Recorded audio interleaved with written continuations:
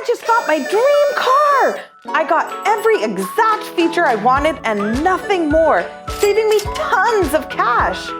All because I factory ordered my car from Langley Chrysler. I was nervous at first when Nav suggested ordering, but when he explained all the advantages, I knew I had to. You'll get exactly what you want. You'll save tons of money on unwanted features. You'll get the best discounts available from now until when the Jeep comes in. And you're getting access to the exclusive colors and trim options, which normally you wouldn't even see. It was the best decision I've made. I'm gonna keep this car forever. Don't settle. Get your dream car. Get in touch to see your exclusive options for a factory order at Langley Chrysler. Hi everyone, welcome to Kaurs Korner. Today we're going to talk about relationship advice, a little bit of dating advice as well. So Karen, I want you to start. I want the juice. I want to know, what kind of advice did people give you before you got married? Before I got married was, don't date, go to school, don't see boys, come home by 10. I think that sounds like pretty familiar. Yeah, very familiar. For every Indian girl, most Indian girls, sorry, don't want to like put us all in one box. But yeah, just don't date. Yeah, I've had the same thing. So it's like, okay, if you're dating, you can't, it'll be the guy that you're marrying, pretty much. So can't date till I'm 20 years old. At that age, whoever you're marrying, that's the person you're dating. And that's it. Yee, trouble. Yeah. Trouble. And then how about when you did get engaged? Okay, funnily enough, and I think, actually not funny enough, but I think like most people would agree with this, I felt like the person I did end up bringing home to finally meet everybody should be the person that I was going to get married to. And I don't know if that's just coming from a background where you're not really allowed to date. You don't want them to get too attached to one person. But when I did get engaged, I had my bachelorette party, and then I had like the family bachelorette party. And there we did have these little advice cards. Raman was there. And I think you might remember filling one out. Yours was really cute, and it said, always have time for each other, always continue to do date nights, like all of this lovely stuff. Something I would do. Yeah, but then on the other side, people who are a bit older, their advice basically said, make sure you listen to your in-laws, have a good relationship with your mother-in-law, and blah, blah, blah. And like, my in-laws are amazing, so I didn't really have to worry about that. But it was like half the cards were work on your relationship and from younger people. And the other half was make sure you listen to your in-laws and do whatever they want you to do, blah, blah, blah. Be obedient. And my mom's was right in the middle where she said, live your life and do whatever you want. And I remember thinking, is this my mom? Whose mom wrote this? Because growing up, I never heard that. It was like, oh, we're going here, so you have to dress this way, you have to do this. So I don't know if it's like the older you get, now she just doesn't care either, or if it's because you're getting married, thank God, like I don't have to worry about it, do whatever you want. Yeah, I've heard that so many times. Vyah karke jo marji kari. And like my mom and dad would say that, especially my mom, like, I want to do this with friends, I want to do, like, vyah karala, vyah karke jo marji kari, friend na, husband na. Okay, what about beforehand? Yeah, she's basically saying when you get married, then you can do what you want. That's the translation. Yeah. That is what we hear. And I know, like, Karen, as a teacher, I remember you telling me a story about like a young girl, her parents said that to her in like today's days. That was not this year, but it was a girl and she wanted a dog. Which kid doesn't want a dog, right? And her parents were like, oh, when you get married, you can have a dog. And it's like, wait, what? That's a really long time. She's like 8. That's a long time. Like, why not let her have this dog and grow up with this dog and have this lovely, beautiful relationship and memories? But it's just to like, no, when you're married, you can do what you want. Or just say, no, we're not getting a dog. Yeah. Like, why do you have to add that your freedom is going to come when you're married, you know? No, often that doesn't happen because I've heard stories where they've been better off before the marriage, and after the marriage, it's been even worse. Of course. Right. So I don't think that's valid. And it's also instilling the values that, hey, relationships are only good when you're married. And when you're married, you'll have this freedom. When you're married, that's when you have value, when that's not true. We have value before that too. Of course. And we have freedom before that too. Well, one I heard a lot during my marriage was all about how, when you're married, you just stick it out and you just, oh, koina, everything will work out. Everything will work out. Sometimes everything just doesn't work out. And, I mean, majority of the time, because it's like, it used to be 50% of marriages end in divorce. I think it's slightly going up now. Yeah, definitely. So most of the time. With COVID, I think it's gone up too, right? So. Well, we're also seeing everyone's true colors now, right? Or seeing people in different situations. Like now someone's at home or they've, maybe lost their job. Like you're seeing them in a different light, right? But I think now, like looking forward, I think the best advice that I've received now, like in the dating scene, is people's energy. And I never even really realized what that was until now. That is all I look for. Like that's like my biggest, I gotta vibe in like a positive way. Like you gotta be someone who's like growing as a person. And I think that's so funny because before, I don't even think that was a thing for me. It never occurred to me that that was important, or maybe I just didn't know how to express that. But energy is really contagious. So if you meet someone who's just like status quo, they don't care to change, or like we're not here to change people, but at the same time it's like you notice your own flaws and you can see that you're trying to work on them. I think that's way better than trying to find someone perfect, because we all have flaws and no one's perfect. I think as you age, you get to know that and you get to be more in tune with your intuition, right? So I think that the idea of vibes and everything has more to do with the relationship that you have with yourself too, that you trust yourself, and you're more in tune with the feelings that you have inside you, and you can see them in other people as well, right? So that, and you attract your tribe, right? Your vibe attracts your tribe. Yeah. Well, I think a lot of us maybe didn't even grow up practicing like mindfulness. I think that's a huge part of it too. Because as you grow up, you start realizing things like energy and all of that, and you can choose the situations and you can choose the people you want to be around. Whereas when you're younger, you almost feel like forced into these situations, and you feel maybe you're just in a situation where you're trying to cope rather than really learn, right? Yeah. And always listening to what other people tell you, right? Not they tell you to ignore your intuition when we're growing up. I feel like that was the case with me. Your feelings don't matter. What you're feeling is not correct. Totally. I feel like that's something people would say to women, because it's a very like emotions are bad, logic is good, but like women are seen as the emotional creature. But like we're emotional beings, we're social beings, so that's a huge part of who we are.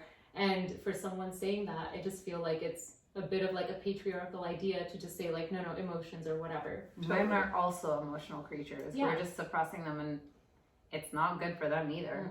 So, well, now it makes me think like these days, because we're so much more aware of like red flags, or the way we say that. So do you think like now we're like too much, like too like we're looking for things that are wrong with someone, and that's why this whole online dating concept is just kind of like taken a big leap, because it's just swipe, swipe, swipe. Oh, the person's shirt's not nice. You know who I'm talking about. But it's funny because it's like now we're picking like the most random things that maybe if you met someone organically, like their shirt wouldn't necessarily be something that you don't, I think that has a lot to do with how you judge yourself, right? Yeah. You tend to project, not you, but everyone in some way projects, right? And then if you're judging other people, you harshly judge yourself the same way. I firmly believe that. And I, in the last episode, talked about like how that would suck being in that person's mind, right? Yeah. And I'm trying to also uncover times where I'm doing those things and where I'm judging negatively. Judging doesn't mean it's a bad thing. Yeah. It's human nature is to judge because it's a survival mechanism. Makes sense, right? You're looking for those, you want to be safe, you want to make sure you're with the right person. But it's also important to know that, hey, I think maybe I'm going a little too far here. Why are these feelings coming about? Is it really the shirt, or is it something that reminds me of the shirt? That's so funny. I was gonna say that it could be so expectations we have of people from being on social media all the time. Everything's filtered, everything's clean, it's perfect. And when it's not like that on a dating app, it's like, oh, there's people out there who are like that, so swipe. It could be a combo, like we don't know. Yeah, There's lots of. It was interesting because that was one of the messages I got, so I thought we'd talk about it. You know, like that was something that someone had mentioned to me, that she chose to. She's like, oh, I don't really want to swipe because of a shirt, and I was like, a shirt, and it was something that I thought was funny, but at the same time I was like, there must be more to it. Let's figure it, you know. Yeah. So it's interesting, but I feel like when it comes to actual relationship advice, like sometimes you get advice from people and you're like, are you the right person to be giving advice? Yeah. Or warning me about someone when you have your own things to figure out, and But you know what? Sometimes people have good advice and they never take their own advice. Yeah, I think so. that's It could be that. I think that's a lot. Sometimes I give advice and I'm like, why don't I not listen to my own Yeah. advice? totally. Sometimes we give advice so that way you wish you could take it as well, Yeah. right? The more you verbalize it, you hope you can take it. But So how about this scenario? Do you think that in new relationships we're different? Like, do you think we're always growing, evolving? That if someone from someone's past was to give you advice on that person, do you think that person is the same person still? No. If that person is someone who's been working on themselves, no way that they're the same person. But if it's someone who's kind of been stuck in a rut and maybe, you know, it's COVID, so we kind of get it. Like a lot of people, it's hard to just kind of cope with Everything. Yeah. So maybe you haven't had the time to work on yourself or go to the gym or whatever. So yeah, I don't know. Yeah, I just feel like anyone from my past, like who they are now, like fundamentally they might be the same person, but like a lot of the things that they might do now would not be the same things they were doing in the past. And I feel like people are always evolving. Like I don't want to necessarily say changing. I think who you are as an actual person might not necessarily change, but a lot of your thoughts, your views, your outlook on life, your character, like traits, like things do evolve, right? Yeah.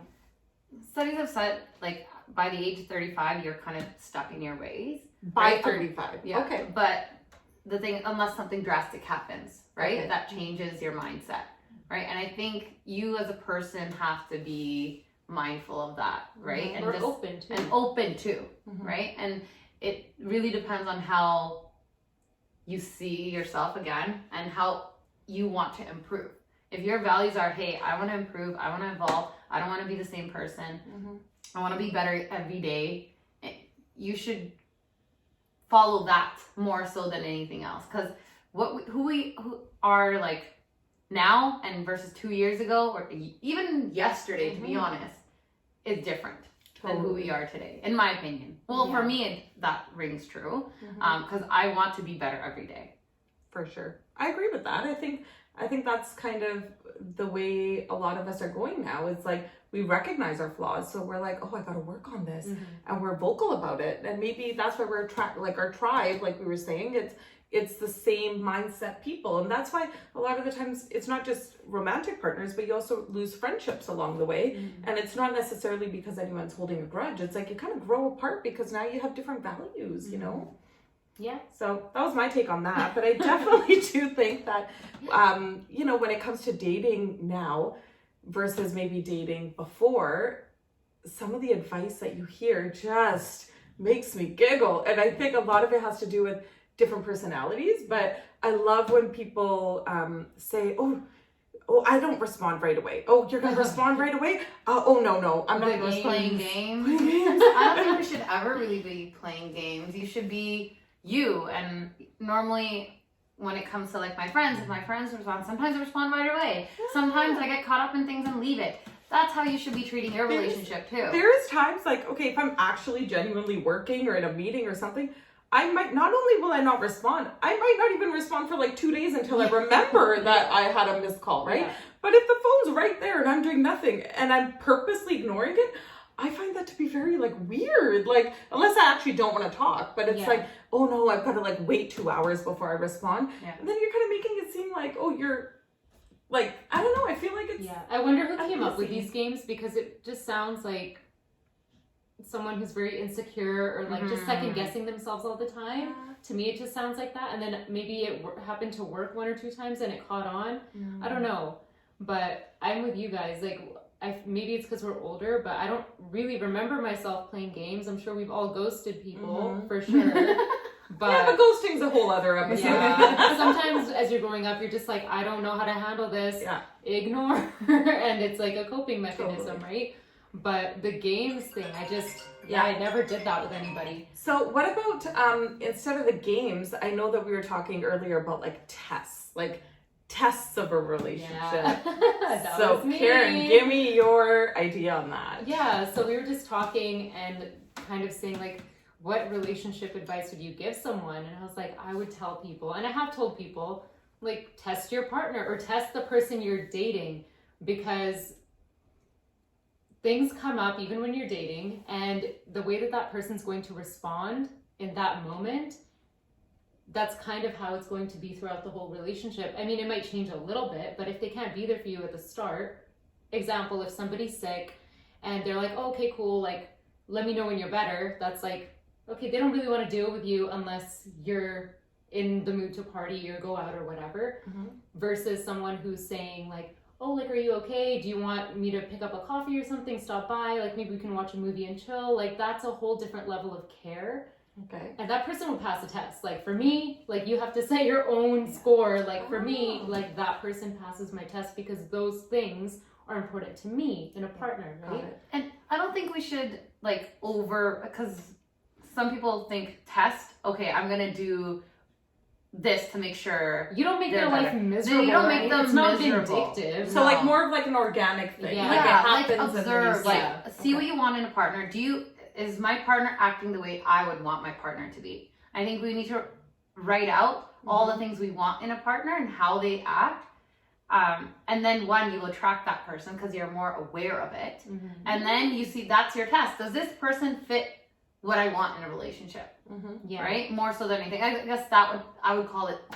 that's the test. It's called, the like test. I said, it's a test, and you're not really putting them through like a trial of fire or anything. It's more just like when a situation comes up, you're going to sit down, you review it, and kind of think like, is this person's values, are their actions kind of matching up with what I would do or what's important to me? And it's more like you're just kind of judging that situation. Yeah.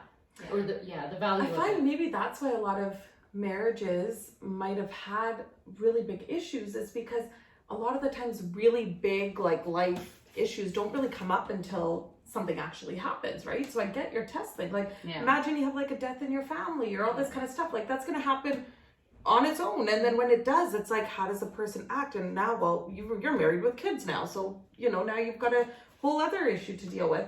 And so I feel like I like the test idea, right? But what other things do you think should be tested now? And now you're Karen, I remember you were saying, and I've heard this from a few people, well, younger people, that before marriage, you should get to live with that person because things do change, and you don't really get to know someone until you actually live with them, right? And I remember you were saying, yeah, I agree with it, and I would tell you the same thing, because these are a lot of my married friends saying it too, and they are in good relationships, but they say it's very different. I don't know, I haven't been married, but I've heard it's very different. And it's different because when you're dating, you're seeing that person on your, like, you guys both not just best behavior, like you free up your schedules to make time, right? It's in your free time.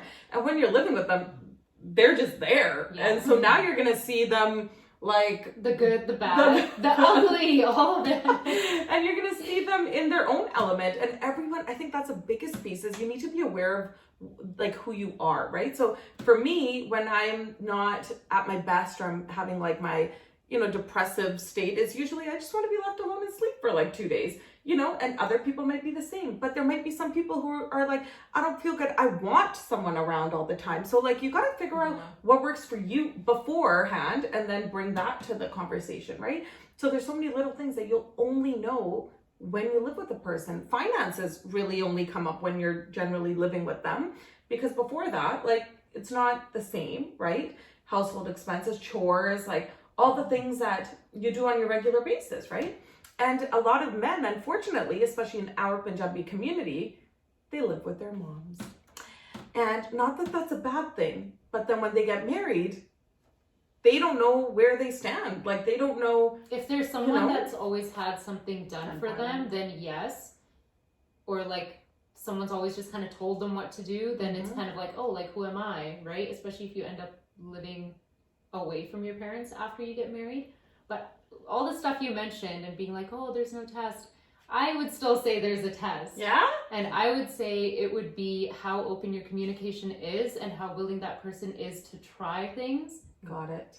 Because no matter what comes up, if your communication has been open in the past about any little thing, and they've seen your perspective, you've seen their perspective, and you've kind of been able to come to compromises or conclusions or whatever, that's the test. No matter what it is, at least that communication, that trust, that honesty will be there. All right, last one.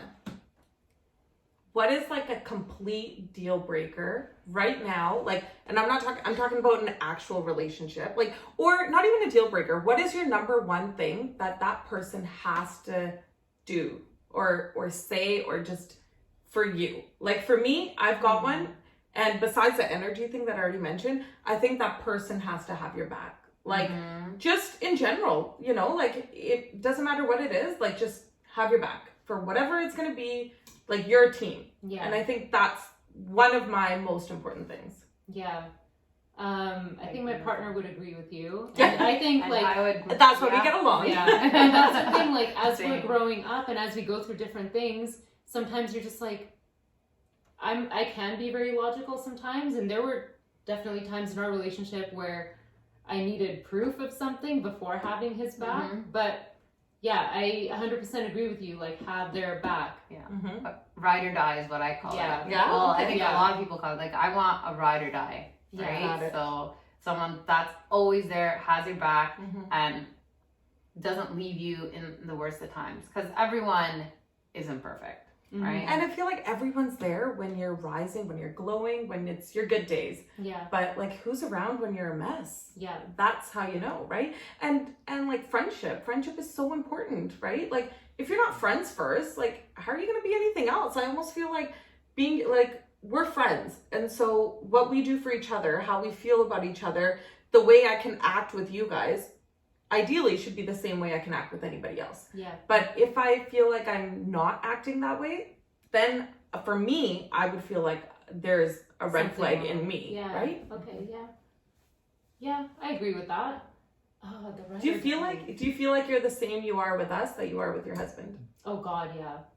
And that, yeah, you're right. That's important, right? Because otherwise, why are you changing? Like, who are you really?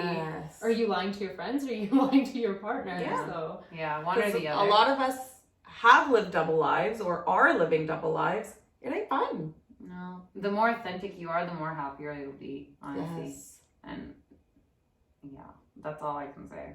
I don't know. I've done the whole pretending to be someone else, and it hasn't made me happy. And then, yeah, No. I don't like it. Doesn't work for us. No.